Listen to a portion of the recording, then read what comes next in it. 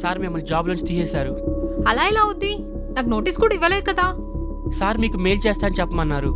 లేదు, నేను మేనేజర్తో మాట్లాడాలి. ఇక్కడ గొడవ చేయొద్దు మేడం. నా వస్తువులన్నా లోపల ఉన్న ఎవరన్నా తెచ్చుకుంటా. లేదు మేడం, మీకైతే లోపలికి వెళ్ళలేదు.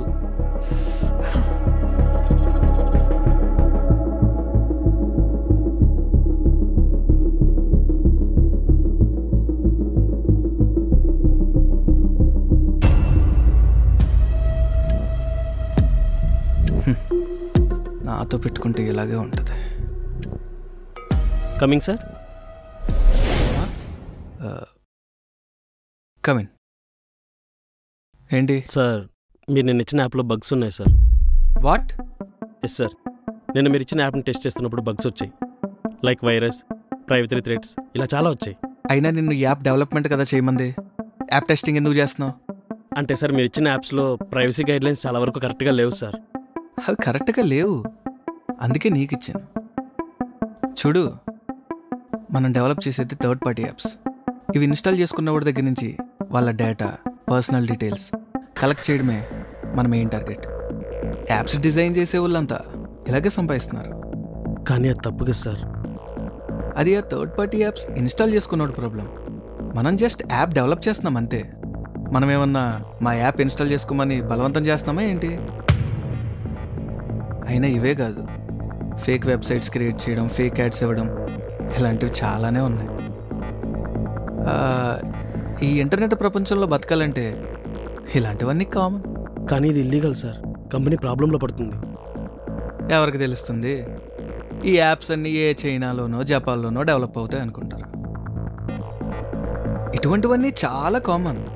నువ్వు కొత్త కదా, అందుకే నీకు తెలియదులే. నేను ఫైనల్గా చెప్పేది ఏంటంటే, నీకు చెప్పిన పని మాత్రం చేయి, ఎక్స్ట్రాలు చేయకు. Okay sir.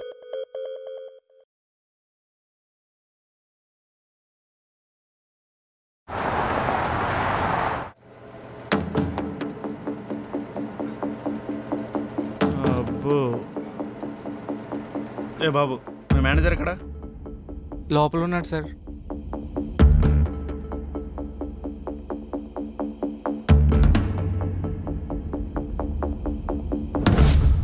ఏమైంది సార్? మీరు లాస్ట్ టైం రిలీజ్ చేసిన యాప్లో హ్యాకింగ్ మాల్వేర్ ఉందని కంప్లైంట్ వచ్చింది. మీ మీద ఎంక్వైరీ కమిటీ కూడా వేశాం. ప్రాపర్ డాక్యుమెంట్స్ చూసేంత వరకు ఆఫీస్ సీజ్ చేస్తున్నాం.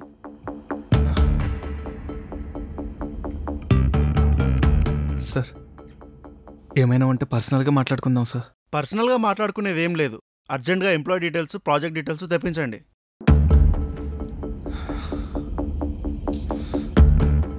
Mickey, Mickey. సార్, మన కంప్లీట్ అయిన ప్రాజెక్ట్ డీటెయిల్స్ అన్ని ఇమ్మీడియట్గా తీసుకురా. ఆ డాక్యుమెంట్స్ అన్ని హెచ్ఆర్ పల్లవి దగ్గర ఉన్నాయి సార్. ఏమైంది సార్? ప్రాజెక్ట్ డీటెయిల్స్ అన్నీ పల్లవి అనే అమ్మాయి దగ్గర ఉన్నాయి. నాకు ఒక 2 days టైం ఇవ్వండి సార్, నేను సబ్మిట్ చేస్తాను.